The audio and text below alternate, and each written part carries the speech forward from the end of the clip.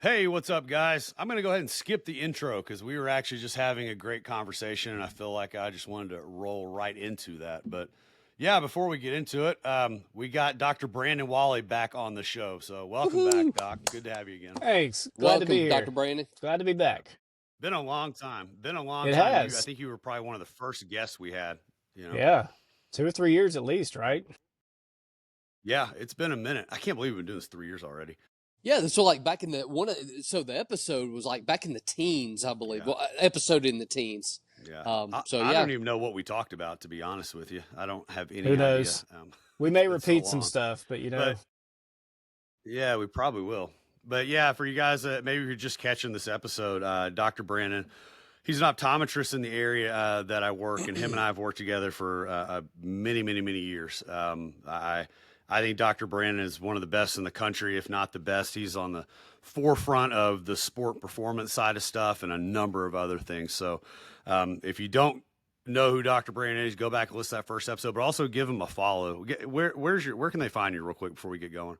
it's at Carrierville Vision, like on Instagram, and then I've got a YouTube channel, Dr. Brandon Walley on YouTube. Yeah. Yeah, give him a follow, guys, because he does a lot of great stuff, and I send all my athletes and clients out there, and yeah, he's awesome. So give him a follow. But we were Thanks for talking that. about before we started. Just you're welcome. Thank you for everything you do. Um, we were talking about red light and just how red light has exploded, and some of the work with Dr. Cruz has been doing too. So let's just refresh. Like, what were you saying there, Chris? if I recall the story correctly, Dr. Cruz was referring to a client of his who was trying to recover from a fall, an injury from a fall, like a fracture or something like that. And so Dr. Cruz put him in his red infrared light system, and the client, being very defiant, refused to wear the eyewear.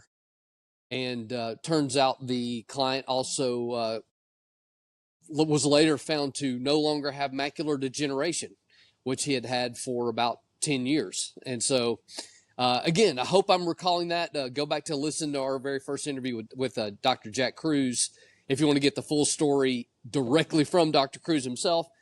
But it was something along that line. So, Dr. Brandon, I mean, I know that that's a different person's story, but what is your kind of what's your experience with using this as far as vision, as far as um, eye type healing, if you will? Yeah. Yeah. There's really several, indications for it now. And the cool thing about it is, we've heard stories like that from Dr. Cruz. Well, now we actually have data and we have pictures. So it's not just somebody just saying it. It's been studied, and there's before and afters. And interestingly enough, I found out one of the kind of like starting things that happened with this is that, you know how like fighter jet pilots get exposed to these lasers? People shoot lasers up into people's eyes when they're flying airplanes, and it damages the eye permanently if they, if it gets into the eyeball. Well, they're using red light visors to heal from that, and it's essentially it's a burn to the back of the eyeball, just like if you were to look at the sun or like look up at an eclipse, it burns your eye.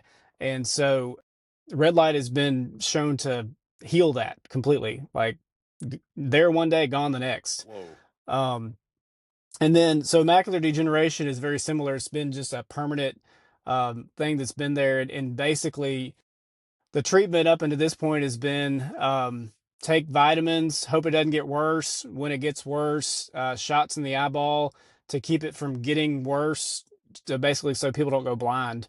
And now we're seeing red light treatment where people have macular degeneration and then they don't have macular degeneration. There's obviously different severity levels of it.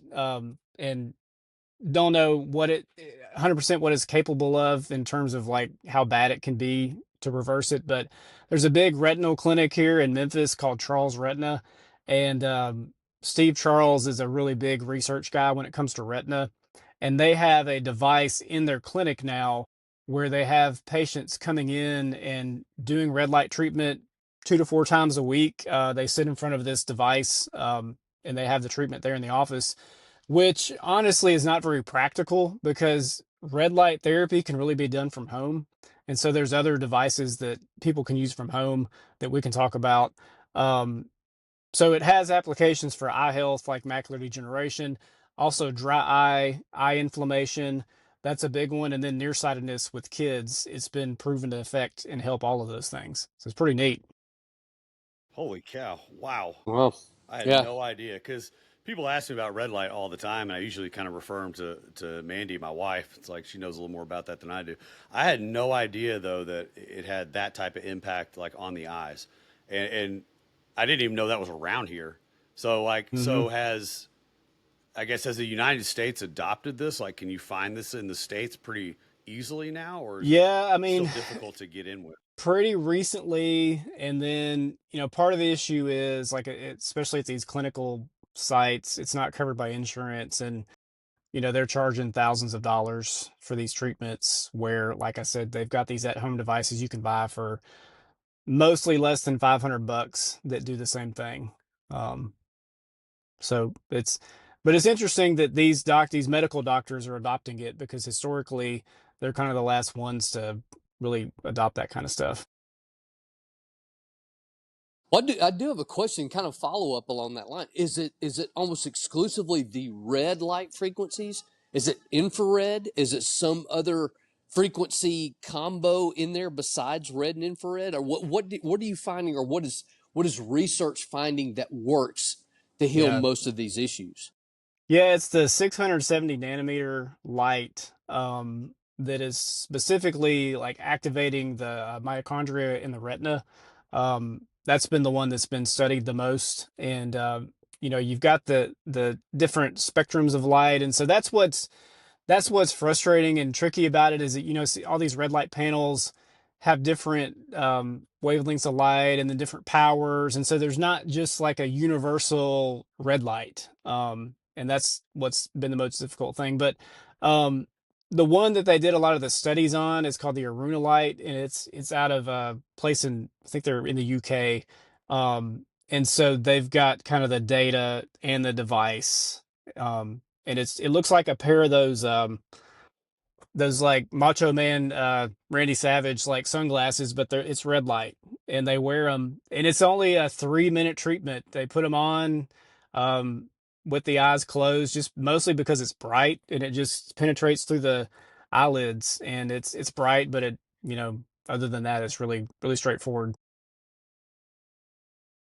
Nice. Wow. That's awesome. So, like, guys, I think what he's saying in a nutshell is the red light masks that you see everybody wearing on social media. That's probably not the one that you need. I think there's a specialized one. Have you seen Hmm. those? They're all Yeah, over my social yeah, media Yeah. feed. They're Yeah. like They yeah, look like, helmets that people wear. yeah. yeah. It's like We've a seen like Jason some of them are mask. like the old fashioned.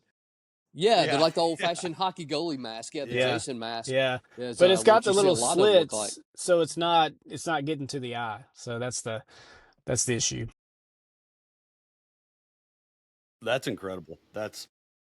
I think that I think that's honestly like what like turned me on to, I guess, your work and what you do is when we met, gosh, it's probably been 10 years ago now. Like, you just you look at things outside of the box. Like, I feel like most optometrists don't do that. I mean, you're such an avid follower like Dr. Cruz and all the stuff that he talks about. Mm, And so guys like that's why I say like the stuff Dr. Brandon puts out is great. He's not just glasses and contacts. Like, it's a whole heck of a lot deeper, you know.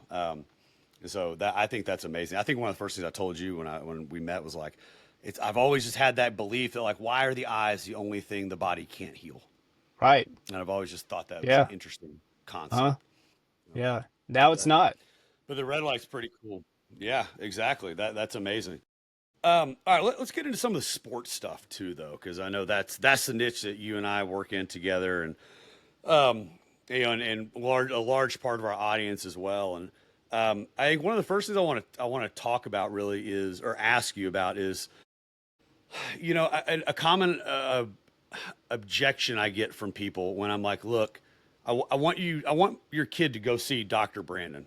Like, Well, he already wears contacts or already wears Hmm. glasses. He's got an optometrist. And it's like, okay, well, great. It's not that optometrist is bad or anything. That's not what I'm saying at all. But I feel like there's a difference just between like your ability to see versus how you process information. Like, Yeah. am I right in saying that? Yeah, for sure. Yeah. And I mean, So, like, how do you address that? Like with an athlete, just because they can see clearly doesn't mean they can process the information efficiently. yeah. And different sports require different visual needs. And, a lot of times your average, like, eye doctor's not necessarily thinking about how something relates to sports. They're just kind of trying to give you some glasses or contacts or whatever. But just for instance, like a baseball player, they have to have the fastest processing speed out there because everything they're doing is fast. In terms of like pitches, hitting a pitch over 90 miles an hour takes really fast visual processing. And essentially it's a guess because it's such a fast thing that happens. But for them to be able to recognize something visually and make a cognitive decision about whether they're going to swing or whether they're not going to swing or where the ball is going, and then thinking about just, what they're going to do after the ball's hit, um, all that kind of processing has to happen pretty quickly. And so really when you're looking at a baseball player, the first thing you're wanting to do is you want them to see better than 2020. Um, and you want to think about other things like glare and things that affect them in a ballpark and different light settings and how they're taking care of their eyes, how they're taking care of their contacts. You can't put your contacts in at 5 in the morning and expect them to be nice and clear at 10 o'clock at night in the ninth inning. It's just little things that you kind of have to think about from an athletic perspective that just your everyday person is not going to think about. And I think that's one thing I bring to the table there. And then, from the vision processing piece of it, there's different activities and different things we can have them work on, visual perceptual and visual decision making and, improving things like that they can work on to get better. That honestly, still to this day, not many athletes are doing things like that. And so just having those discussions with people, I think, is what sets me apart a little bit as well. Hmm. Are there things, Dr. Brandon, then that let's just say a child as they're developing, a younger child, you know, regardless of whether they ever play an athletic event or not, but there are things that you can do just neurologically, the way that the eyes and the brain sort of work together. Thinking about processing, I'm kind of Hmm. piggybacking on that thought. Are there things that we can do to a younger child to help them optimize this processing ability? Because let's face it, I mean, they're a lot more plastic. Their brain's a lot more plastic when they're younger than say I am, right? So are there things we can do? Yeah. Well, John and I have talked about this. In fact, he's met one of my kids, and the primitive reflex thing is a very big thing that affects motor development, but also vision development. There's a handful of primitive reflexes that if a child is still retained, is going to have poor ocular motor skills, poor tracking skills, poor focusing from near to far skills, and so those are things you kind of have to rule out basically what after 3 or 4 years old. So if a child has a retained primitive reflex, then they're probably not going to have a visual system that's firing on all cylinders, and so that's a good starting point. And beyond that, if you think about just rudimentary like brain function, one of the things that has to happen is the eyes have to see. They both have to see together. They have to work like a team, and if one of the eyes is not functioning properly, the brain just starts to override it, or if there's something going on with the visual system, say it's a tracking or focusing issue, then it's kind of like learning how to walk late. It's like if you don't learn how to walk until you're 4, well, you can't run a sprint when you're 5. And so if you don't learn how to see until you're 6 or 7, then you're not going to see at a high level until a lot later. And so things like depth perception and all that kind of stuff isn't going to develop properly. And so just making sure there's no like visual deficits there that are going to slow things down from a developmental standpoint. And it's more than just visual clarity. It's, eye turns and things like that. I think John sent me a basketball player one time that when he looks up, he sees double. Well, that's that's going to hold them obviously hold a basketball player back. And same thing for a baseball player. If you look up, you see two balls. I mean, how are you going to catch two balls? So that's something you want to identify as a child, a lot earlier than when they were a teenager. You said an interesting one, the depth perception one. Like, I feel like for me as a kid, that was a problem. I remember, like playing baseball and in high school, like being able, I couldn't, I was a terrible outfielder because I Mm, had trouble picking it up, but like yeah. I was a very good shortstop, but I could not see that. Or like I remember going into gyms, so like around here, Chris, you wouldn't know the school, but like MUS around here. Like I hated shooting in that gym when I played basketball because the depth perception threw me off so bad. How can you identify that problem? Because I mean, at that time, I didn't even know I had a problem. I Hmm. just thought it was just me. So like, Yeah. how can we as a coach like help identify that and like what are those steps with you? How Hmm. do you work on fixing something like that? Yeah. Well, I know you're nearsighted, so you can't see far. I'm wondering if you were just Yeah, I hate undercorrected. a lot. I don't know when you first got glasses or contacts, um, but if you were nearsighted, you're going to see things slower. It's going to take you longer to identify, where the ball is at like a pop fly or something like that. It's just going to, so your depth perception is going to seem like it's off just because it took you longer to see it. So that's kind of like the first thing that you would rule out. But then there's other things that cause depth perception to be an issue, and essentially, if you're really heavy eye dominant on one side, if you really only prefer to use your right eye, or if you have a lazy or crossed eye that you don't really realize maybe crosses occasionally, it doesn't happen all the time. That's enough of a problem for the brain to just kind of ignore that eye and just not use them together. There's some really basic depth perception tests that you can do. You could probably buy a book, like a depth perception testing book online. You could just keep it in the gym. And, having an athlete wear glasses or contacts and just take the depth perception test, you score it just like you would score like an eye chart, like 20/20 is perfect vision. 20 seconds of arc is second. 20 seconds of arc is perfect depth perception. So if they can go through the little book and just, pick and choose the one that looks like it's standing out more on the page, that's perfect depth perception. So it's not a hard test, but somebody has to do it. Um, that's the biggest thing. Hmm. What about like peripheral vision? How does I mean? Do you see a difference in athletes that come into you? Maybe more athletes have a depth perception issue, or maybe more have a peripheral vision issue. Hmm.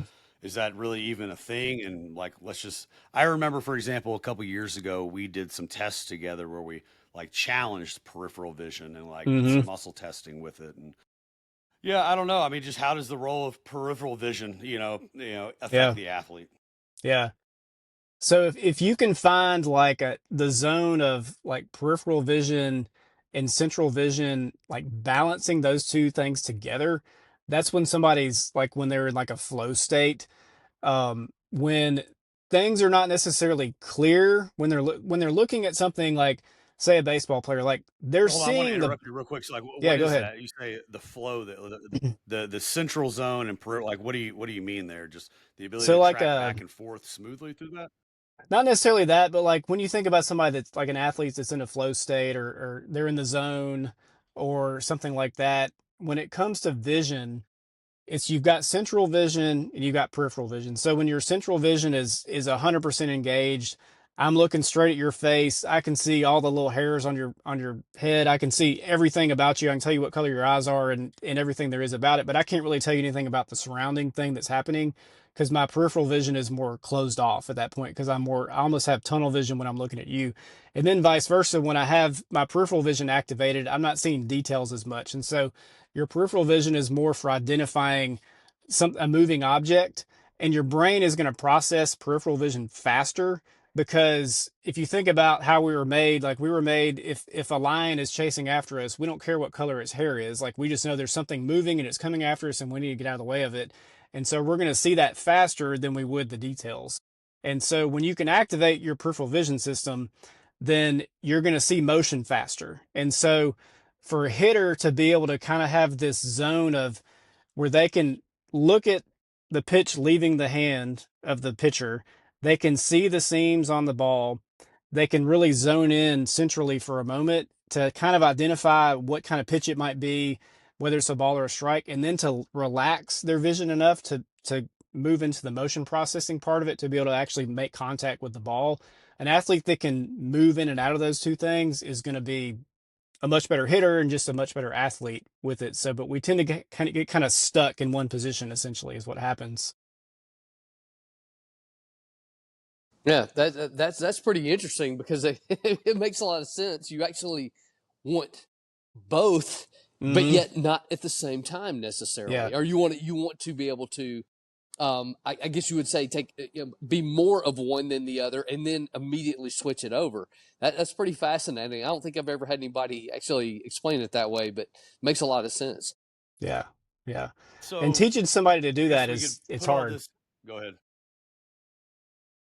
I was just saying it's not easy Yeah, to I teach can somebody how imagine. to do that. Right.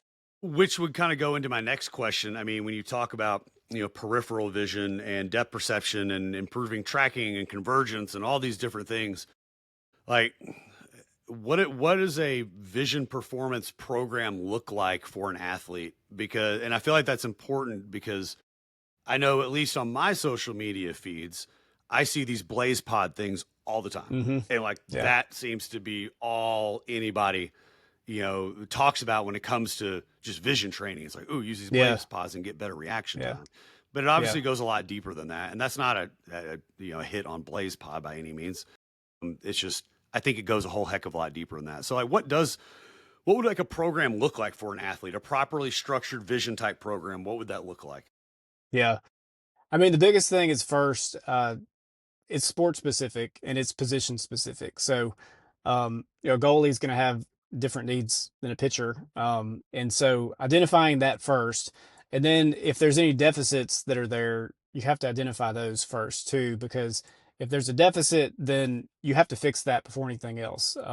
Because if you have one eye that doesn't see as well as the other, you're never going to have good depth perception until you have both eyes seeing the same as the other. So, you have to rule all that out first, and then you want the visual system to be well balanced. You want it to be able to focus from near to far. You want it to be able to activate its peripheral vision system when it's needed. You want it to be able to zone in centrally when you need to be able to do that. And then you also there's kind of the issue of contrast where things happen like at night versus the day. Contrast is going to look different. Um, and there's some health things that go into it. And so it's kind of like a holistic approach. Like you're making sure the visual system is healthy. You're optimizing the visual system like through nutrition and supplements and things like that. And then you're really honing in on specifically what that athlete needs. That's kind of what I would say a well-rounded system would be. The Blaze pods are great. I mean, you've used them before. We used to have them up there. Well, yeah, absolutely. Remember we would do that. But most of that's peripheral processing and all that. There's a lot of fun things you can do with them, but yeah, it's not the only thing you can do. Yeah, and I think that's kind of the point I wanted to make. Like, I think, I mean, they've done a great job marketing their product, and I see a lot of coaches use them, and which again, great product. But I feel like it goes a whole lot deeper, and I feel like that's something that you have dug into that I haven't really seen other, doctors in your field talk about that as much. Go ahead. I got a follow up question regarding this particular person that you said saw double whenever he was looking up, or someone else who Mm-hmm. may be looking, maybe they look to the right and they see whatever the case may be. Mm-hmm. There is that is that a is that a common deficit to have one direction that is like that? Is that a pathological process? Is that something that can usually easily be fixed? I mean that's I mean it makes sense that something like that might exist, but I mean explain more about that. I could definitely Mm-hmm. see that impacting athletic performance. I mean without Yeah. question. Yeah. Um, Yeah. Kind of going back to your question before about a younger child, it's in being having a neuroplasticity and all that kind of stuff. If you can catch something like that really early, and it's not a pathological thing, um, sometimes tumors and things like that can cause that to happen. Um, you can definitely improve it. But then the older they get, the visual system is more set in its ways. And not to say that you can't fix it, but sometimes it goes beyond a point where you really can. And unfortunately, a lot of times, athletes have been able to compensate for something like that until they get to a higher level. And once they get to the higher level, it just kind of weeds them out. I have this kid that came to me. He's 17, and he really can't see anything out of one of his eyes because the eye turns. It turns in. And he has a really high prescription in that one eye, and he wants to be a pilot. So he needs 20/20 vision in both eyes. And it's kind of unrealistic at this point. We'll do everything we can for him, but to get to 20/20 would be really hard. And so sometimes you have to have those tough conversations with people. Just say, look, like, we're a little bit late to the game on this, and there's nothing we can do about it. Um, but at the same time, we're going to still try to do what we can. But you may have to come up with another sport or another profession, and that's just goes back to why it's so important to catch things early. Um, but a lot of stuff that like that with the eye muscle thing, it's more common than you would think. But things like that don't necessarily show up in everyday life, and so that's where it can be difficult to spot it. Yeah. I just found that's very interesting. I don't think I've ever heard anything like that before, as far as that's concerned. I mean, I've heard of things like maybe traumatic experiences. Like, Mm-hmm. Mm-hmm. I remember hearing a story about somebody who, like, they could see a vehicle about to plow into the back of their car, and so anytime they turn their eyes up into the right, like they're looking into the rear view mirror, that became like their body would shut down, like on a muscle Oh test, yeah, like yeah, some John would do. But yeah. now I've heard of things like that. But that didn't necessarily affect their vision that way. You're Mm-hmm. talking about something that's actually impacting their vision, or the clarity of their vision. Mm-hmm. Or just this being able to see single, instead of seeing two balls when you look up, just seeing one. Yeah. You brought up the pilot thing. I was going to save this question for the end, but I want to go ahead and get it out now before I forget. So I have a family member who same scenario. They're wanting to become a pilot, and they had surgery to correct their vision. I don't think they had Mm-hmm. a LASIK. They had something different. I don't know what it was called. But since then, and maybe it's related, maybe it's not. My gut tells me it is. They are having some, I guess, some vestibular issues. Basically, they are Mm-hmm. getting nauseous a lot more frequently when Mm-hmm. flying. And my initial reaction was like, well, when you change that, you change your vision. How does that Yeah, impact your vestibular system? yeah, You got yeah. any thoughts on that? Yeah, because I mean, your visual and your vestibular system are just constantly communicating with each other, and so if there's a mismatch in that communication, especially when they've been synced up their whole life, and then something changes, in this case, something to do with their eyes, whether it was a muscle issue or a vision thing that caused that mismatch, that's when things can go haywire. And until you can put those things back together, which most of the time you can if you find the right thing, then things will start lining up again and it starts to improve. And that's what's tricky is differentiating between like an actual vision issue, vestibular issue, or just kind of, a combination of both of those things. And then there's even like cervical vertigo, which is just kind of its own thing. Um, and so a lot of times I get somebody that's referred to me for dizziness or vertigo or something like that, and there's nothing I can do because it's just strictly vestibular versus a visual thing. So it's a tough one. Yeah, I wonder if that would actually over time readapt, in a case like that, John. I was just thinking, to myself. Yeah, I don't know. I was wondering that, but I feel like we know those three systems, visual, vestibular, proprioceptive, are all interlinked. And Mm. when you're all getting older, I mean, he's still younger than us, but when you're in your 20s and you change something that dramatic, like I don't see how those could not be interlinked somehow. Yeah. One thing I see more commonly, it can be injury related. It can be, TBI, concussion. It can be surgically induced. But we have a muscle up here that is controlled by the fourth cranial nerve, and it's in charge of, it's kind of it's a torsional muscle, so it makes the eyes stay straight, and if it's not working, it allows the eyes kind of extort out, and then it can extort in when it's working. So if there's a little bit of an injury or something, because we have this bone where it has the tendon that kind of has to go up and over to innervate the muscle. And so it's really sensitive to things, and just little tiny things can affect it. And it'll give you this kind of diagonal misalignment of your eye muscles where the image is a little higher and maybe to the right than it was before.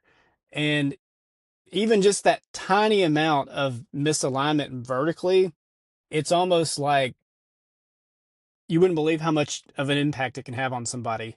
And sometimes it can develop over time. I see it a lot in older people where their muscles just decompensate and they can't deal with it anymore. But I do see it a lot of times, like with injuries and stuff like that too. And it could have been something like that. And you can fix that with Prism, like with glasses, but they have to walk around wearing the glasses all the time. And so it's, it's not a great fix, but it's better than the alternative. So All right, let's go into a totally different direction here. I'm going to change course. Inevitably, yeah, the screen time is a big one with kids and honestly everybody. One of the most common things that people, or I guess my athletes, if they've been with me for a while, is inevitably they come across the video where I introduce the blue light to them and muscle test them and watch how their muscle output changes with no blue light versus looking at a blue light screen, and just bam, everything just shuts off. Like, shuts off. And they're always constantly blown away with that. Like, I still feel like we're having to preach to people like, guys, blue light and screens are bad. Like, so expound on that. Like, how in the world can we help these kids, and how is this blue light and screen time affecting their eyes? yeah. The good thing for a lot of athletes, especially like a baseball player, they're spending a lot of time outside. And so they're getting a better balance, they're getting some UV. But if you think about basketball players, um, I mean, just the injuries just on the Grizzlies alone, and I know Dr. Cruz talks about this all the time. Um, but they're under the blue lights, they're on their phones with the blue lights, and the kids, they're starting out like that, and anyways, but as it relates to the eyes, I think there's so many different variables, and part of it is just that kids are handed devices at a so much younger age. You see kids like in a high chair in a restaurant holding an iPad so that they're quiet when they're eating.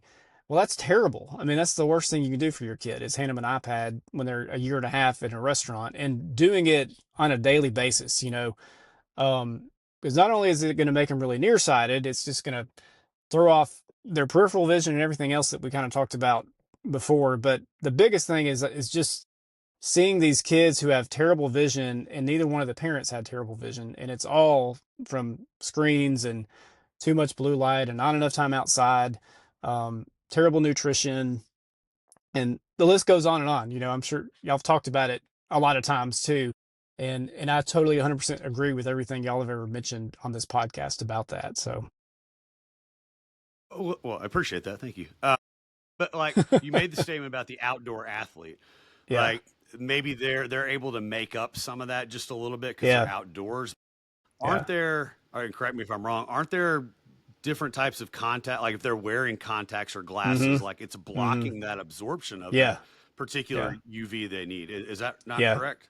for sure. And Okay. as it relates to the eyes, there's only, most contact lenses block UV, and of course, sunglasses block UV, and so you're not getting any sunlight in your eyes. When you have those things on, but you're at least absorbing it through the skin, assuming you're not wearing layers of sunscreen and layers of clothes and all that. So I think there is a benefit, getting it from the skin, because with kids, especially that are nearsighted, we preach for them to get outside at least an hour or two a day and absorb that UV. And there's a signal that happens there when they absorb the UV that makes the eyeball stop growing. When the eyeball grows, it means you're nearsighted. And so the more it grows, the more nearsighted you are. And so whether that's coming through the eyes versus the skin, nobody really knows 100%. But what I try to encourage at least is like what Dr. Cruz says, first thing in the morning, outside, facing the sun,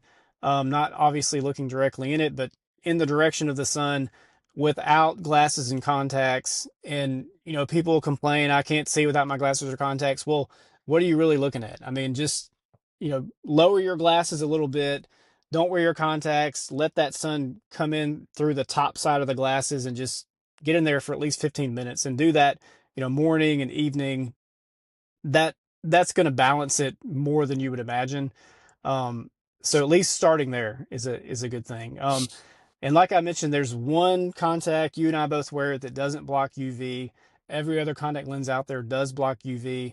Unfortunately, it's the most expensive contact on the market, but it's available for people that have astigmatism and people that are nearsighted or farsighted, so anybody can get it.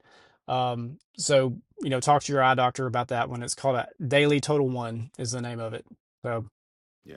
Mm-hmm. Yeah, that's what I wanted to bring up. I seem to remember that's what you gave me for that, because I wanted that UV light to go, to get in and not be blocked. Well, what to what level is like the benefit that we're getting, say as we were talking about earlier, say these red light therapies, how much of that is just making up for the deficit, that people are getting, from exposure to excessive blue light or to not enough natural red light, say in the mornings, or UV light just in our daily lives. Yeah. I don't think it's enough because I think you need full spectrum light. I mean, I think you need all of it. Because most of the red light devices are going to have one or two wavelengths of light, and you're not going to get all of it. But if that's all you have, it's better than nothing for sure. Yeah, I mean, I was just curious because we were talking about the benefit, and now we're talking about if this seems to be good, and then an excess of this other seems to be bad. I was just wondering, is are we almost treating the same thing? Yeah, in a lot of ways.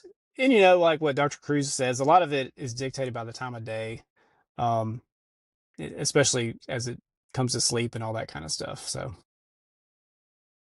Yeah, I think the contact thing is so cool and so important. I was having this discussion with one of my clients the other day, and it goes back to the work of Dr. Cruz, but without having a doctor like you, I would be out of luck. But I used to sunburn horribly. I mean, I'm basically clear. I'm not even white. I'm a clear guy. But so when spring rolls around, I'm outside doing stuff a lot. Yeah, maybe that first time it's real hot, I might get a little bit of a sunburn or a good one, but it heals up pretty quick. That used to not be the case at all. But once I started, I switched contacts with you, learned about Dr. Cruz, switched contacts with you, I don't get sunburn hardly at all anymore. And I know that's not directly related to optometry, but without you, that would still be in that old school setting of, thinking that my old contacts were fine and my sunburn was just a direct result of the fact that, I'm just very fair skinned, when in reality, that's not the case. It's because I was blocking my, the most important part. My photoreceptors weren't doing their job. They were just shut down.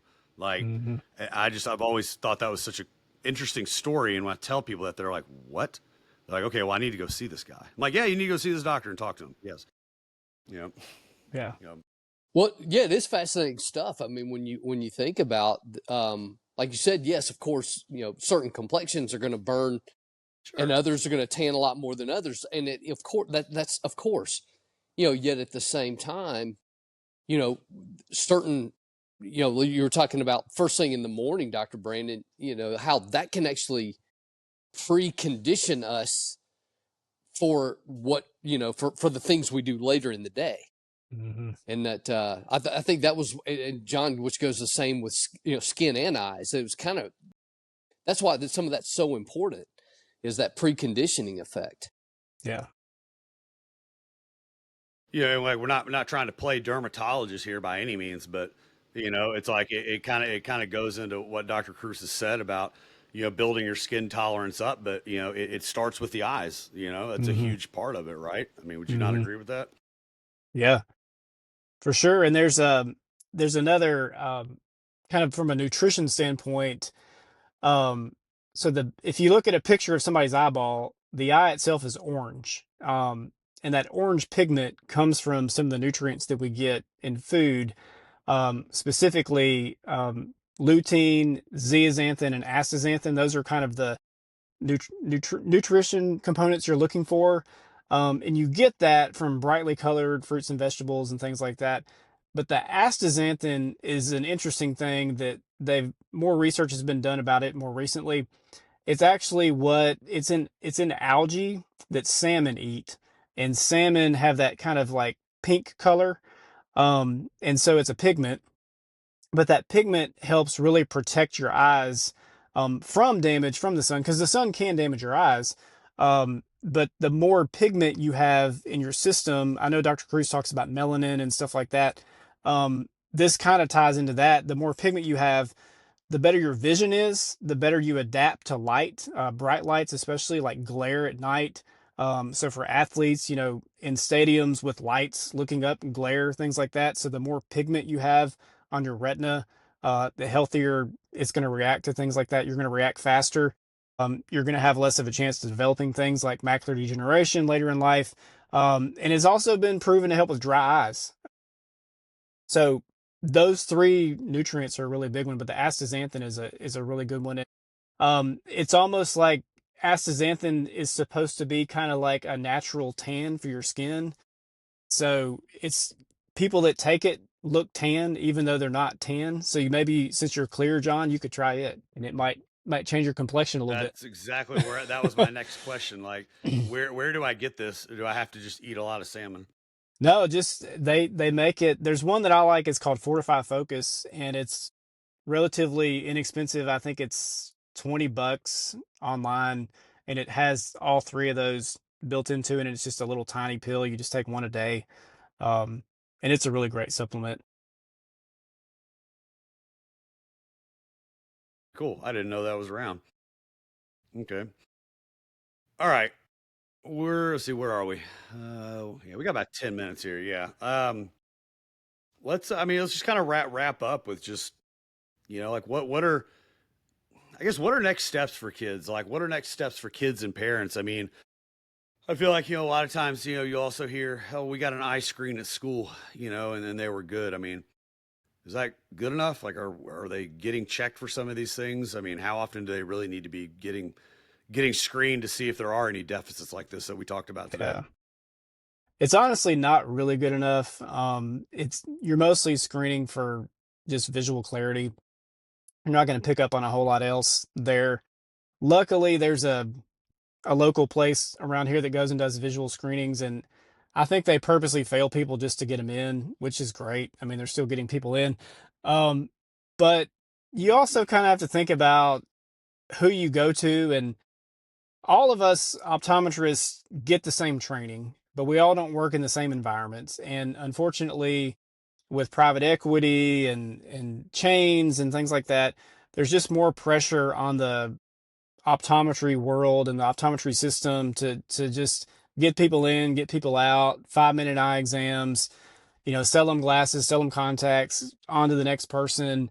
And there's not as much of an emphasis on eye health. And so if you're going somewhere like a chain, like America's Best, America's Worst Vision, like Vision Works, like somewhere like that, if you just need glasses and contacts, that's fine, but you're not going to get anything else. And so you really have to think about eyes as more than just glasses and contacts. And so you really need to go to somebody, preferably that owns their own clinic, a small clinic that doesn't see people every 10 minutes. Or, you can even ask, like, how often, like, how long are your appointment slots? Like, mine are 30 minutes. So in 30 minutes, I can do a really comprehensive, thorough exam. And if I need to go further, I'll book them for an hour.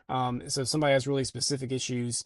So you want to find somebody that's really willing to go through the whole visual system and not just kind of we call it spin and grin, where they just, come in and which is better, one or two, see you later kind of thing. Like, you really want somebody that's going to take the time to do that. And so when you're looking for somebody, not all of us take every insurance plan because the insurance plans pay like crap. And so, like, just because a doctor's not on your insurance plan, they're probably a better doctor, honestly, if they're not on your insurance plan, because it's just, they're spending more time with you, and you can't spend an hour with somebody and expect to, make enough money to keep a practice open, um, taking these crappy insurance plans. So, just, it's not super expensive. If somebody doesn't have insurance, I charge $168. I mean, it's not $1,000. Like, and so just think about those kind of things when you're making appointments for your kids or picking an eye doctor and things like that.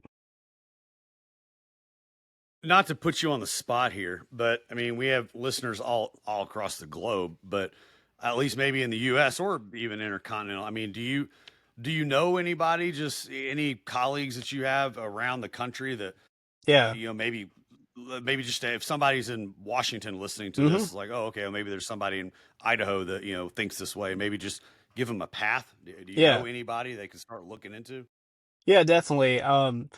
There's different organizations, for optometrists that are interested in this kind of things. And so generally, if they're a member of one or of these three or four organizations, they're going to at least think on the same path. But anytime you have a question about somebody you want to see wherever you're located, just reach out to me. Said comment on one of my videos or send me a DM or something on Instagram, and I'll point you in the right direction to somebody that can help you with that. Cool. Great, great, yeah. This was awesome. I love catching Thank up. y'all. We need to do it a little more Yeah, often. We hadn't caught up in a we minute. do. It's been a little I while. know. We definitely do. Aside from, hey, I'm out of contacts anymore. Exactly. Well, I think that's probably going to wrap it up. I mean, we're pretty much right at the time limit. Anything else you want to add, Doc? Anything else you want to add, Chris? I just thank you, Dr. Brandon, for coming on. We really do appreciate it. Yeah, Yeah. Appreciate absolutely. y'all having me again. Yeah. And hey, where can they find you again? Just one more time. Yeah. So Instagram at Collierville Vision, or then on YouTube, Dr. Brandon Walley, Walley. Cool. All right, man. Well, I appreciate it, guys. Y'all know the deal. If you got value out of the show, pay your dues and share the show. Peace. See y'all.